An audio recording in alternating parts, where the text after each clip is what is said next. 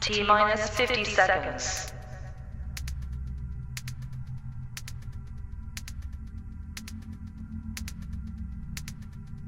T minus 40 seconds.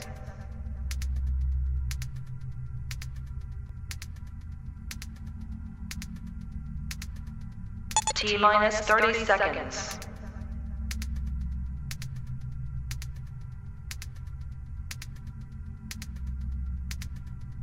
T minus 20 seconds.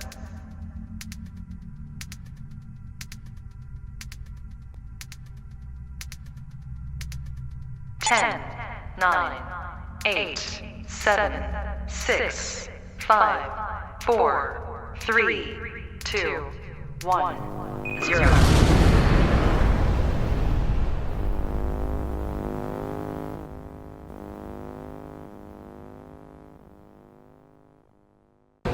Hi, my name is Doug. I'm the president of Guardians of the Purple Heart, and we are a 501c3 approved nonprofit organization based here in southeastern Connecticut that specializes in obtaining items or services for Connecticut combat wounded veterans that aren't being met by other organizations like the VA. So what we like to think is where the VA or these other establishments have to leave off because of their corporate red tape and limitations, we can come in behind them and fulfill these needs by reaching out to the community, working with our vast network of supporters, and just coming together as a whole and supporting these Purple Heart recipients and improving their overall quality of life. A lot of people ask us how do they get involved and how do they join in on the fun with us.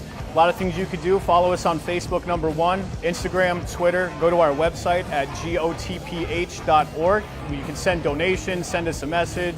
Spread the word of what we're doing. All the Connecticut Purple Heart recipients, we are out there trying to make a difference in their lives. So please give us a hand and join in on the fun.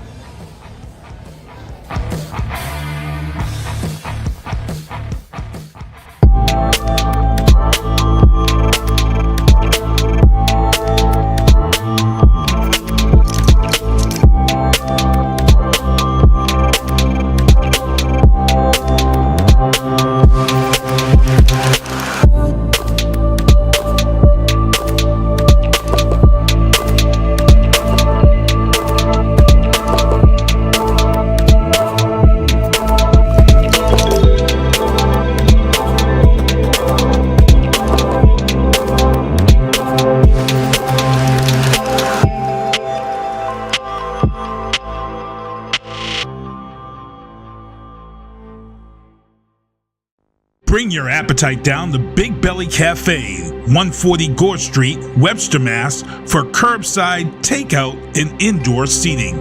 Visit BigBellyCafe.com to view their hours, menu, and order online.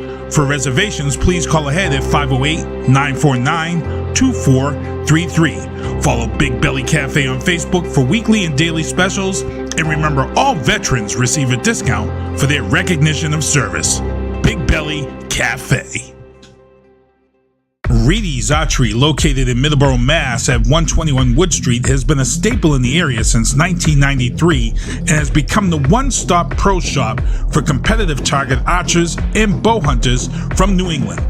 Reedy's is open Monday through Thursday, 12 p.m. to 8 p.m., Saturdays, 10 p.m. to 4 p.m. Make sure to visit Reedy'sArchery.com and follow them on Facebook to keep up with upcoming events. Reedy's Archery, dedicated to the archer. Wolf Aviation Network is the only flight school in the area utilizing the Airwolf Simulator AATD and the specialized Part 61 training program designed to save students money while increasing safety and efficiency.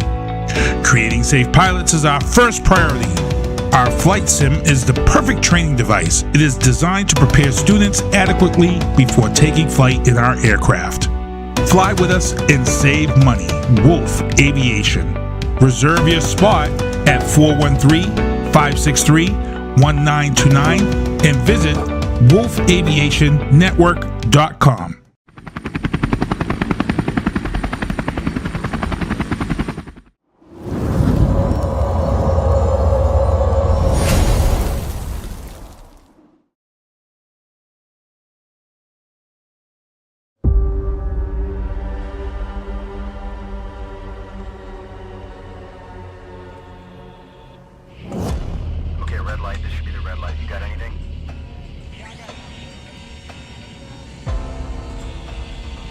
This is what we train for, every day. We just received new intel that there's an enemy presence at the airstrip compound. All those years.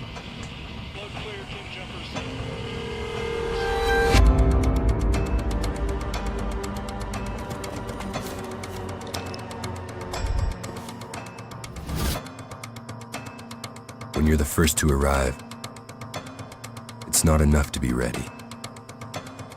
You have to be relentless. It's our job to control the ground and the sky, wherever they may meet, even behind enemy lines. They call us one-man air traffic control towers, but we're more than that. Ivy Lima Charlie, break.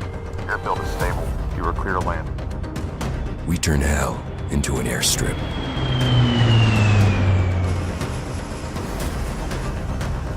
And clear the way for others to follow.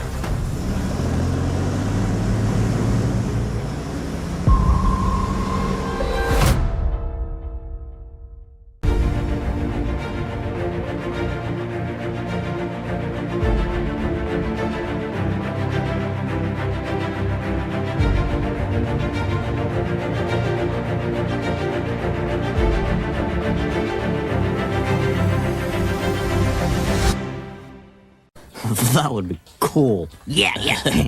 Let's do it. Welcome everybody to another episode of Fubar Studios. I'm your host, Doug, and today we have a guest with us who is all the way in Wisconsin. Don't you know? No. Yep. We've got Jan here. I'm gonna let her go ahead, and she's also an U.S. Army veteran as well. But I'm gonna go and have her go ahead and introduce herself. Hello, thanks, Doug. I'm Jane Babcock, retired Army Reserves, 4 DD-214s, 8.5 years active duty and 13 years reserve. Unfortunately, I was going for 30, like my grandfather did, but injuries stopped that. No. But I was not told about VA. I was not told I could go there for the spinal surgery. I wasn't told there was a thing called a med board. It wasn't until years later when I became a nationally accredited county veteran service officer that I learned about VA. So I don't want you guys to miss out on the benefits that you are eligible for, because I love my VA and I want you to know it and love it too. Absolutely, and that's, again, that's why we here at Fubar Studios Veteran Reinforcement is we're getting you guys onto the podcast is because we don't want any soon-to-be getting out soldiers as well as veterans that are already out. We don't want you to miss out on any of these benefits that you're entitled to. Don't feel ashamed or anything about, reaching out and talking to a accredited VSO. Your local towns will have those VSOs. We don't want you also to be paying anybody any money out of pocket to apply for your benefits. So as we're going to go into it, Jan will definitely be explaining this information and talking about it, and we're going to probably have quite a few different episodes on a lot of the different things of the benefits that you're entitled to. Everything from your own benefits to spousal benefits to when your spouse does pass away, unfortunately, we're going to be talking about those benefits and pension and common pension. But, we're going to go ahead into it. And Jan, so with the benefits for starting out, really who, other than, accredited VSO and stuff like that, what organizations do you recommend the veterans to go to? Well, first and foremost, know your county, state, tribal, or veteran organization accredited VSO. That's the most important thing. Make sure they're accredited, which means that they're on the national list, which is on the VA website. If you put in accreditation, it'll give you the whole list of instructions that required to make a person accredited, which includes going to national training, getting the 4-hour test, and then every year attending approximately 32 to 40 hours of training every year. Wow, that's a lot of hours that these guys are putting into it to becoming accredited and all that. Well, and it's expense. Yeah. You have to go somewhere to attend this training. It's only given a couple times a year, depending on the organization. So that's why most accredited veteran service officers are actually employed by their state, county, tribe, or veteran organization. So since they have a paycheck, and in order to maintain their accreditation with the VA, being authorization to file claims, to authorization to see inside the electronic claims file, to see the notes that are being taken, to see the exam. Okay, VA, you just had an ear, nose, and throat doctor examine a guy's knee. You can't do that. You're not following your rules. Go back and give him a good exam.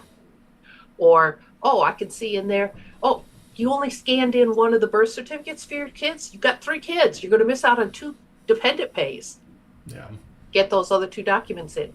Things like that. So it helps with the claims process itself. But it also means that as an accredited VSO, I had a Vietnam guy that had filed a couple times on his own. He knew Blue Water was coming, so he filed. They denied. After Blue Water came out, he filed again. They denied because they kept saying he wasn't Blue Water. Yeah. But having that background and the accreditation, I could actually go in and read his personnel file and his service medical record. Okay. So I was able to go through it. Wait a minute. He was on another ship for 24 hours being IV drip for an infection. Yeah. Okay, look up that ship, and sure enough, that was the Blue Water vessel that he was on. But the VA didn't recognize, when they'd gone through his claims file, they hadn't actually seen or noticed that he was on another ship for 24 hours. So they never looked up that ship. So in his case, under the Niemer law, which only applies to Agent Orange, I was able to say, okay, well, you owe him back pay. Yeah. To his claim because he was exposed. So they actually had to go back a couple of years to give him back pay. Wow. And that's amazing. That's the information that the accredited VSOs have, is the capability of going and looking at those notes as well as their file to be able to see that stuff. So the non-credited individuals that they don't have access to any of that. So which is, again, because they're not credited, they're not going to have access to it. So the credited ones are the best ones to be going to. Now, when we talk about the different organizations like the DAV or the VFW and stuff like that, are those other organizations that would probably have credited VSOs as well? Yep. Back in the day when I first started as a VSO in 2007, everything was paper. Nothing was electronic. You couldn't scan documents in and stuff. So we would do all the paper, get all the signatures and stuff that we needed. Then we would make a copy, keep in the file here in the office. Not there in the office. I'm no longer. I'm retired. So then we would send it down to the regional office where the VFW, the American Legion, the BVA, the DAV had offices. Yeah. So obviously, if the guy was a VFW member, we sent it through the VFW office. Yeah. So that they got credit for that claim. Okay. I was accredited with 5 of the national organizations. 5 of those organizations said, we trust you, you've been through the training, you've maintained your standards, you signed the ethical statement with the VA that you will not charge. Yeah. So I could represent on their behalf. Nice. But the guys at the regional office would literally take that paper and walk across the VA with a checklist that said, okay, I'm giving you form this, 3 birth certificates, a marriage certificate, this many pages of civilian medical records. Yep. And then the VA had to sign so that they couldn't pull we never got those medical records. Oh, yes, you did. You signed for them. Here's the signature. Yeah. Yeah. So, or see, here's the effective date. Here's the intent to file that was faxed down to the DAV or whatever, and they would walk that across, so that date was locked in. Okay. Okay. So that's good. So now, as you said, you said that that they're not that the VSO is not charging. Should veterans be paying to have this stuff filed? No.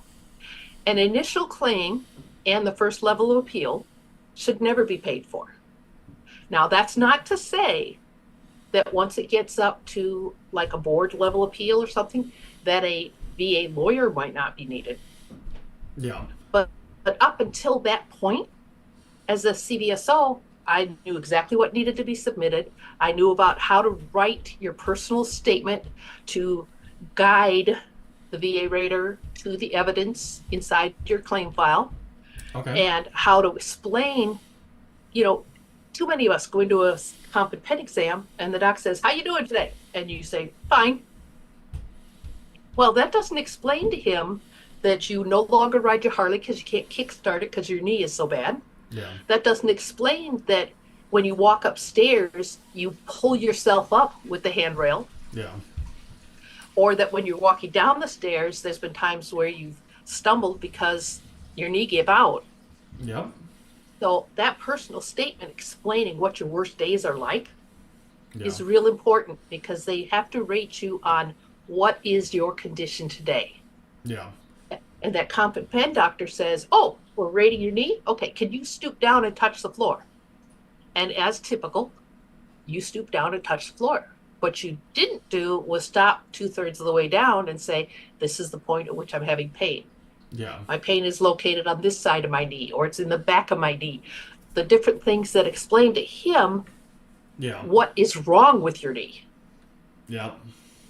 It's just that formality that they're just used to, like, okay, now you're telling me to go and do that. We're going to go ahead and down and touch the floor, touch your toes, and not mention, well, normally this is where, right here is where I'm having the problem. If I go down anymore, it, increases the pain. Or if I, do,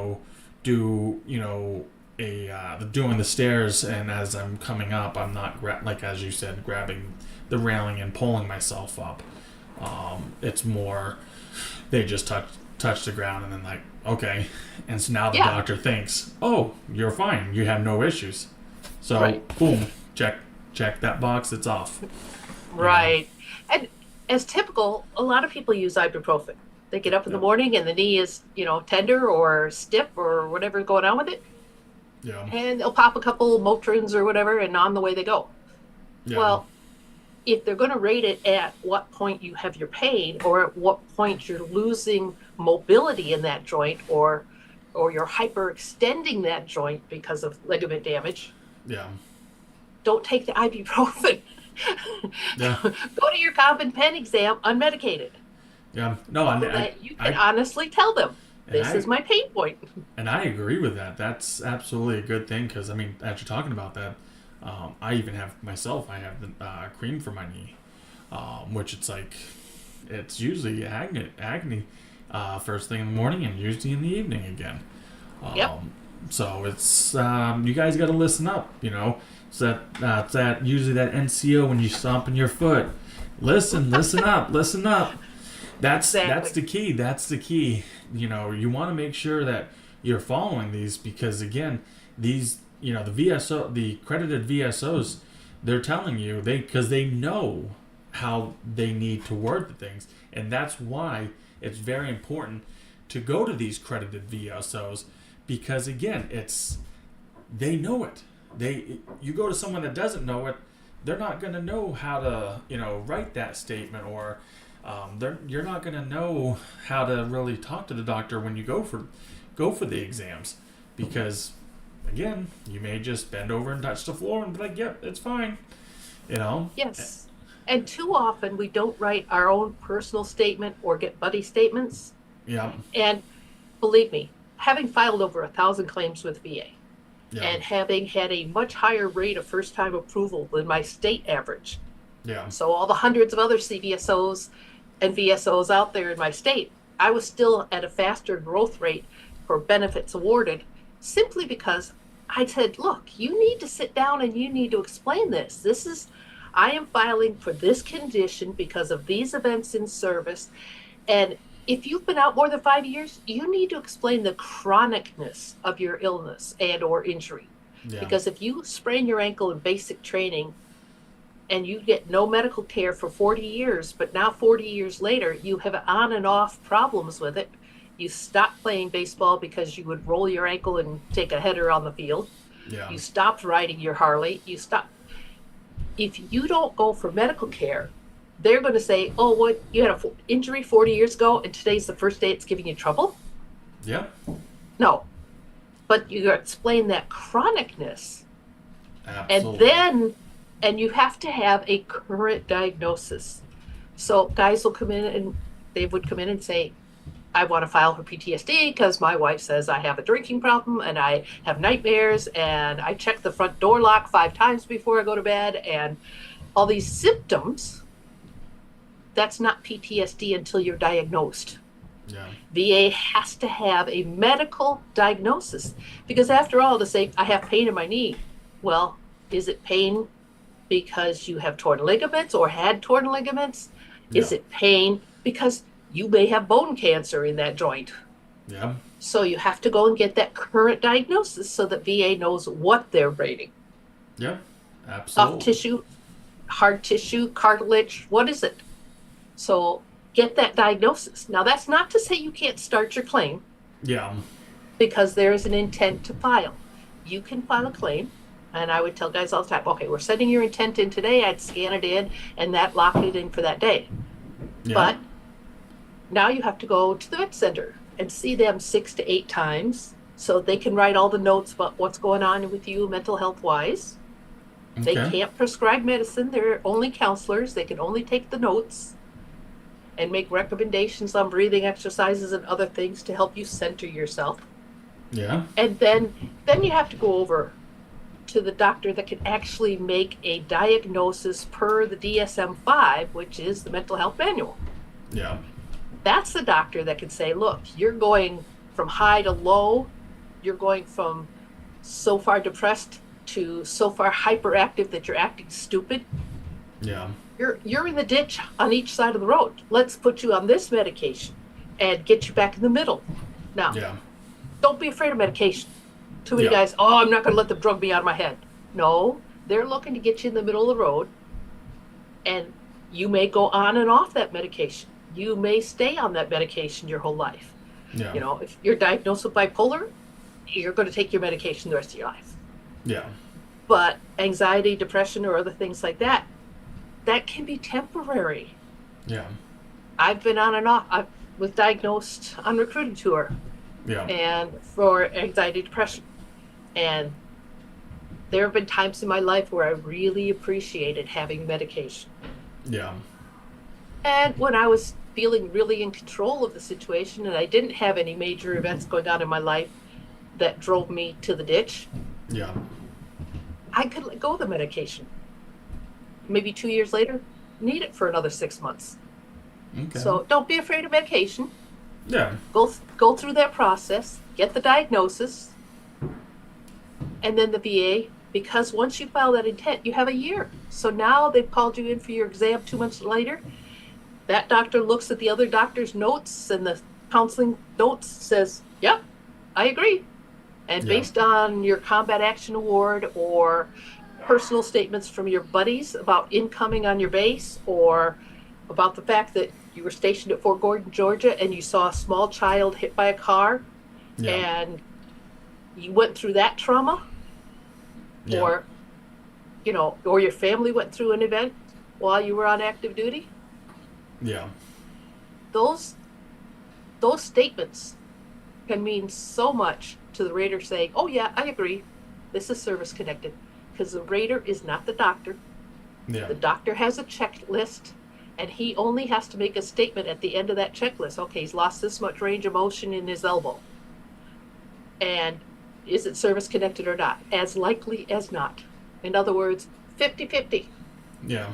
Once it's a 50-50 assumption, the VA must lean in favor of the veteran. Yeah. So that's all the doctor can do. The rater is the one that then says, okay, doc says it's as likely as not, or totally is, based on events in service. Yeah. Okay.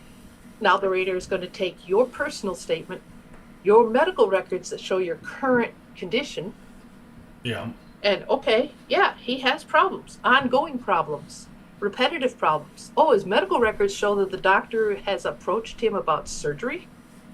Yeah. Okay.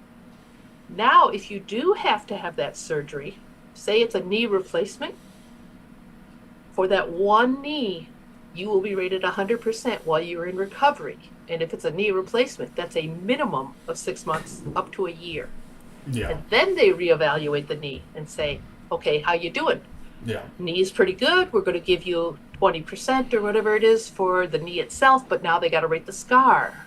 Yeah. Maybe they had to cut the whole knee open, and maybe that scar didn't heal well, or they cut a nerve, and so you get the itchies in that scar all the time. Yeah. But if you don't tell them that scar itches, they're not going to give it to you. Yeah. So because they can't, they're not mind readers at all with it, and that's where people have got to be more understanding that they need to explain this stuff, and be able to tell the doctor on everything. You can't just leave the little thing out. You've got to be able to tell them every detail, so that it gets documented and it gets told, so that it's not being overlooked, or being forgotten about. Right, and don't tell the comp and pen doc. I mean, tell him. Yeah. But the odds are it's not going to go in his notes. Yeah. If you're seeing one of these contract doctors, I really dislike these guys. Yeah. Only because they have no experience with the VA and or veterans. Yeah. Or no military experience. And I've seen horrible stories about, okay, yeah, to go to my comp and pen exam, they had me on a contract, and I had to go to the back of the mall and go in this one door, and the guy had an office there, and he just did a quick, 10-minute exam, 10-minute conversation, I was out the door. Yeah. So you don't have time to tell him. He doesn't write all the notes down. That's where your personal statement is so important. Yeah.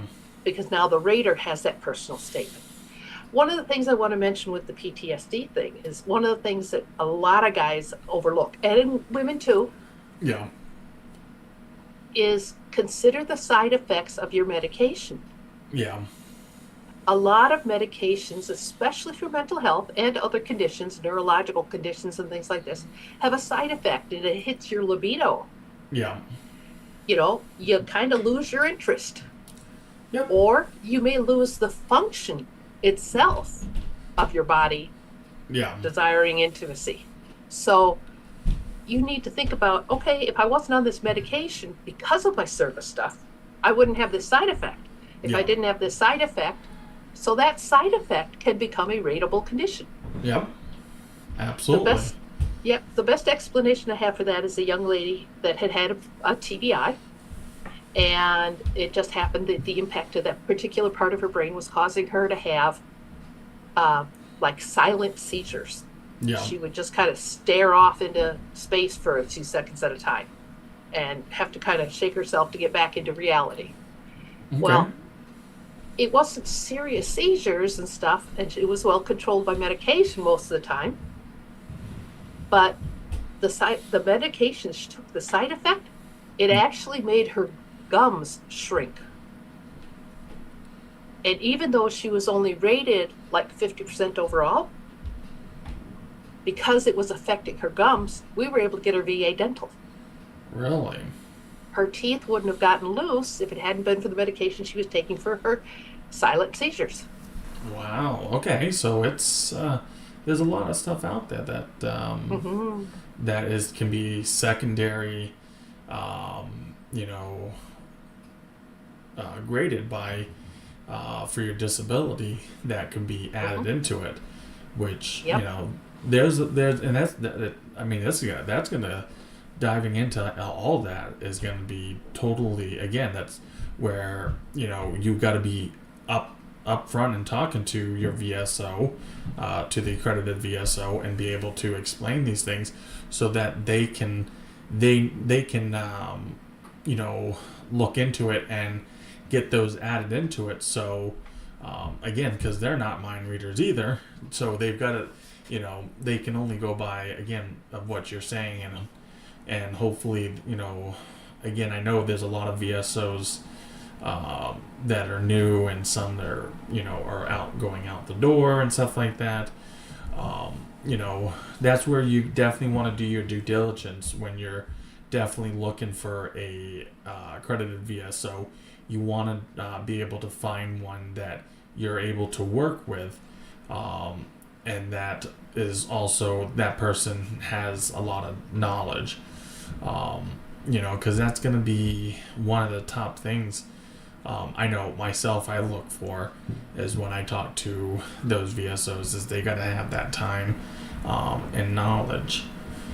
So, and they have that mentorship. Yes. When I first started in my office, the guy that had been the VSO hadn't been there for almost a year. Yeah. He'd been in a serious accident, went through that whole process, came back. He was limited in his work capacity, and eventually he no longer was the VSO, and then I got hired. And I walked in and went, okay. I only had a part-time secretary at the time. Yeah. She was past her retirement date. Yeah. And she was like, look, here's the book, read this, do this. I'll sit in with you on a couple of the appointments, and then I'm out of here. Yeah. So luckily, as a VSO, we have national forums where we can log in and go, hey, I've got this veteran, and he used to fix arresting cables on a carrier. And I remember somebody mentioning that there was a cancer risk for those guys. Yeah. And then all those other VSOs in the country could log in and say, oh yeah, ask him if he ever used PB680, which is a cleaning agent. Yeah. That they used to use. Oh yeah, well, here's the OSHA report that says this causes these cancers. Yeah. So we could share that with each other. I got a death certificate changed after 10 years after the guy had died. Yeah. And everybody was like, you got a death certificate changed? I said, well, yeah, because when he died, they didn't put any contributing factors. They just put that he drowned from pneumonia. And I said, the reason he drowned is because he'd been through 3 cancer treatments, all Agent Orange, and he had uncontrolled diabetes, neuropathy up past his knees, so he couldn't get up and walk and exercise to relieve the pneumonia. Okay, was this the one that we were talking just the other day about, right? Yeah, that's one of them. Then Yes. there's the guy in Texas. That's the other thing. Just because you have an other than honorable discharge does not mean that you are not entitled to VA health care. Yes. You may not be eligible for compensation Okay. unless you can get a discharge upgrade. But Yes. if my veteran has Agent Orange cancer, he has an other than honorable, the VA has an adjudication process. Yeah. Obviously, if you had repeated bad behavior in service, Yeah. but you went to Vietnam, you got exposed to Agent Orange, and you eventually get an undesirable or less than honorable discharge, Yeah. they're going to, other than honorable, I should say, they're going to look at it and say, okay, what was going on? Oh, well, Yeah. you'd been over in Vietnam the first tour and come back okay, but a little not right in the head. Yeah. And then you went on a second tour, and now you have this cancer that's related. Okay, we're going to get you into the VA healthcare. We're going to start treating your cancer. Anything else that was service related. But we won't treat you, say, for the car accident you just had. Yeah. But at least get into the healthcare system and then apply to see, okay, well, they diagnosed me with PTSD. Well, maybe that's why the guy wasn't showing up for morning formations and he was drinking too much. And Yeah. okay, it was symptoms of his PTSD. Can we get that discharge upgraded? Yeah, and that's a big thing. I know a lot of people myself that I've talked to, and even helped them to get to put in the paperwork to get a review on their discharge, because they did receive a general discharge with other than honorable discharge. And Now there's a difference there. yeah, General discharges are still considered honorable. Other than honorable, which by regulation, those are two separate types of discharge. now There there's is honorable and Yeah. general. Those fall under the honorable conditions. Well, and I know the branches of service often get screwed up and they write undesirable, which is not a regulation discharge. yeah, What they should have put was other than honorable. yeah, okay, So then there's dishonorable, and then there's also trainee or administrative discharge. In other words, basic training, they realize that you're They're just not not fit. cut out to be a soldier. yeah, or they You know, have no fault of your own. Yeah, or some I know, I forget what they call it, but it's a medical discharge, but it's because they go through they're like going through a psychotic issue, which then they get a medical discharge out during basic training. But I forgot what the actual what it Or is. pre-existing condition. Yes. They came in service and you had back injuries and you didn't tell us about it. Yeah, which I know a lot of people. When I was down at the recruiting station getting in, they were even some of the recruiters like saying, "Don't. We didn't even hear you say that." And it's like, wait, but that's not gonna be truthful, because when it comes to it, the doctor's gonna, you're gonna get in, you're gonna start having these issues. One, the MEPS doctor may even see these issues. But you're going to start having these issues with your back or with your knee, and then all of a sudden now you're going to run into these problems. And so it's like, you got to be, again, going into the service, just be truthful about it, because it could haunt you in the coming years, But also, I told the soldiers under me, again, I was like always telling them, stomp on the foot. This is the time to listen up. Keep all your medical records. Keep a copy of everything, because when it comes down to it, you need to be able to prove it. And if for some reason something gets lost, you have the documentation. Here's a copy of it, not the original, but a copy. And this is where they can go and track it down. Yeah. And you young guys, you're lucky. I mean, I left service in 2004. Yeah. You have the electronic records. Yeah. The rest of us, it was all paper. Yeah. And now the horror there is if you were Reserve or National Guard, some people walked out of their unit with their records. Yeah. Other people, and then, 5 years after they left service, well, I don't need this anymore, toss it aside. Yeah. Okay. Then there's the guys that if I look in my electronic records, Yeah. the last 4 years of my military service, Yeah. there are no records. Because unbeknownst to me, the unit administrator up at company, Yeah. a couple years after she left, they found boxes of records, not including mine, of records stuffed behind the boiler. So don't rely on anybody else. Yes. Rely on yourself. Absolutely. Make sure your stuff is square before you leave. And if it's all paper, paper sit calls and everything else, make copies. Yes. I even walked out with mine, my 201 file. Mm-hmm. I've got the 201 file. It's both sides. It's everything. And that was when I walked out of the National Guard and all that. It was like they handed it to me, and I'm like, okay, what am I supposed to do with this? They're like, oh, you're going to take it with you when you go active. Okay. Well, when I went active, they didn't even ask for it.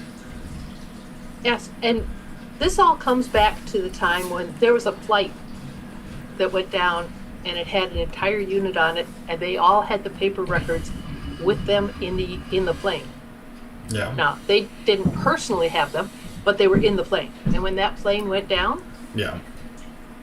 the fire and everything afterwards, they had a hard enough time trying to identify people. They didn't have dental records or anything from the military, so they were going back to the families and asking for records and DNA samples and everything else.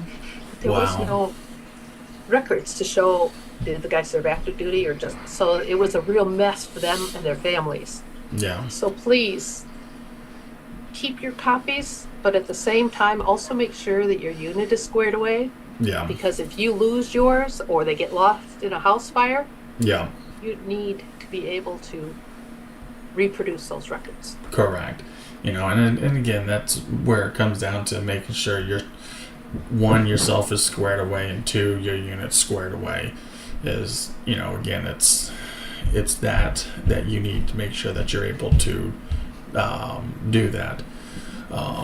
You know, again, it's different when it comes to active duty, National Guard, and reservists and stuff like that. But you still need to just make sure, one, if you can't square your unit away with it, because again, your rank is your rank, but you keep copies of your own, so that's where when you're time to get out, you have those records, you have the copies, so that, you know, when it comes to it and you're applying for the benefits, you have it. You have your own records, and that's where it's at. Yep. You My know? last injuries were as a reservist. I was sent out to the high tech in California for 45 days of training because we were getting ready to go to Afghanistan. Yeah. And I went out there, and a really stupid training accident on my part. I ended up tearing up my shoulder and breaking my elbow, and I didn't think anything of the fact that I was having all this pain in my shoulder because I thought it was all kind from the shoulder. Yeah. The torn tendon, torn rotator cuff, broken elbow. But a few months later, I started losing sensation in my arm. Yeah. And finally went in, neurosurgeon did an MRI and said, "Oh, you don't have a disc. You blew out the disc in your neck." Wow. And I'm like, okay, that's why I can't feel my arm or my hand. So you can't really see it because it's so well healed, and he hit it really well on my collarbone. Yeah. There's a couple inches. That's where they cut me open to fix the back of my neck. Wow. And put a cadaver disc in. But if I hadn't kept the working copy of my LOD Yeah. and the emergency room visit to compare my current neurosurgeon's report, Yeah. again, all my records were missing except for my copy for that last 4 years. Yeah. No, I totally agree. It's happened to me. I was stationed, ended up getting stationed out in California at Fort Hunter Liggett. And again, you know, they only had a med unit. They didn't have an actual hospital.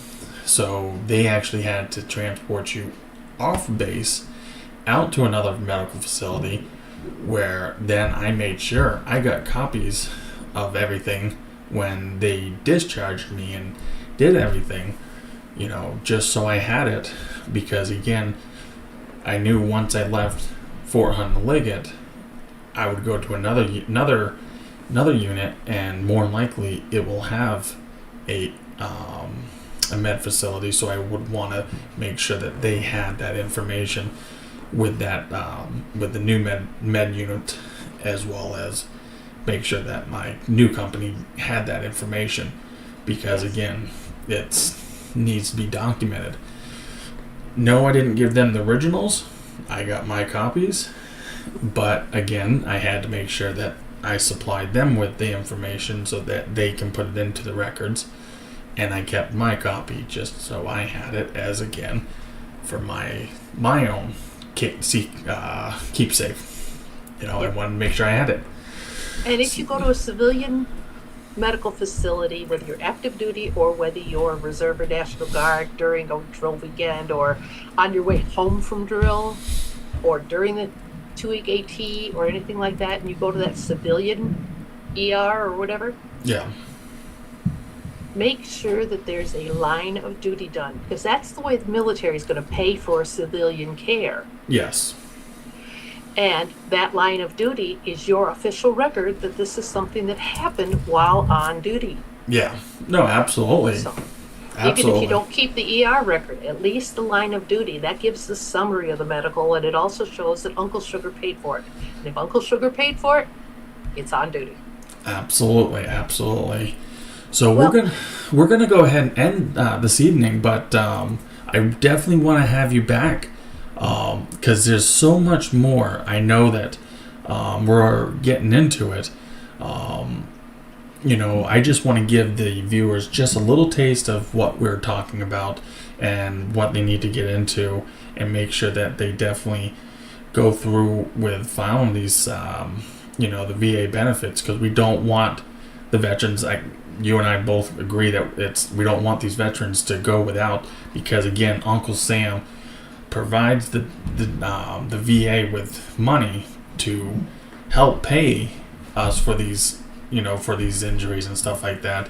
And the government could turn around and say, well, you're not using them, we're going to pull them out. So there's so much more to talk about on this, and and I know there's so much more time for the next episode and be able to talk about it. And I'm going to have Beavis and Butthead take it over and to tell them how they think about the show. But again, thank you so much, Jan, for coming on this evening and talking, and be able to go and provide this information. And we will see you next time. Yes. I look forward to talking about the VA healthcare and all the little secrets that too many of us don't know. Absolutely. Services that they can provide, and reasons why you really do need to do at least an annual physical with the VA. Absolutely. Also, in the future, we'll talk about our survivor benefits and the pension program. All right. Thank you so much, Doug. You're very welcome. So much. Thank you so much, Jan, again, and we'll see you guys soon.